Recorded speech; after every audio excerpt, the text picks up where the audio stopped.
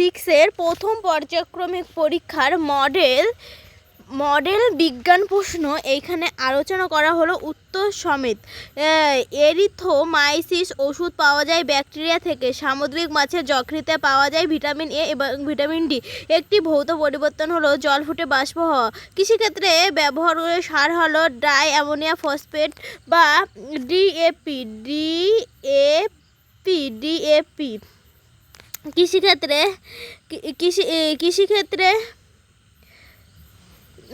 তারপরে বেরিয়ামের চিহ্ন হলো বিএ। বাতাস হলো মিশ্র পদার্থ।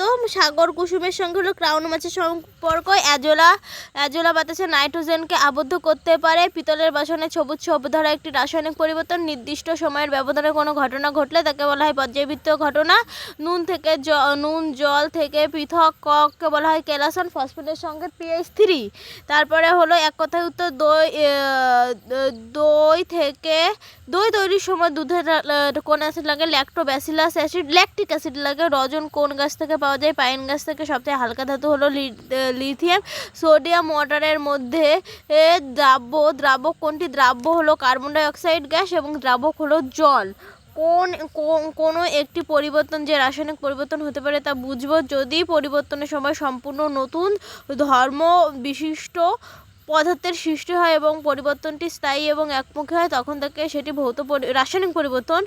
স্বচ্ছ চুন জলকে বাতাসে কোন গ্যাসকে ঘোলা করে? অক্সিজেন। তারপরে 2 এর জন্য ইম্পর্টেন্ট, পাউরুটির গায়ে ফুটো থাকে কেন?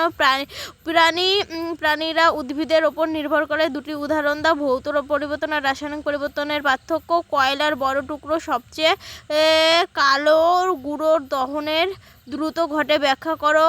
আর কার্বন টেট্রাক্লোরাইডের সংকেত লক্ষ্য, এতে কোন কোন পরমাণু থাকে? তাছাড়া আরেকটা প্রশ্ন ইম্পর্টেন্ট, সেটা হলো H2H, H2O এবং 2H2 বলতে কি বোঝো? ভালো লাগলে অবশ্যই লাইক কমেন্ট সাবস্ক্রাইব করে পাশে থাকবে।